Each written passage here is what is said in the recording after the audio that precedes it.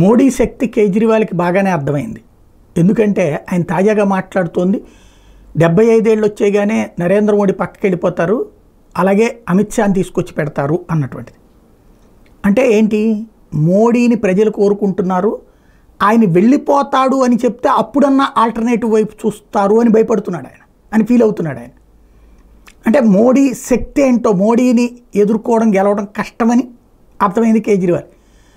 ఇక అమిత్ షాని బూచిగా చూపెట్టే ప్రయత్నం ఆరంభించారన్నమాట. అమిత్ షా వస్తే ఇంకా హాయిగా ప్రశాంతంగా చేస్తాడు పని.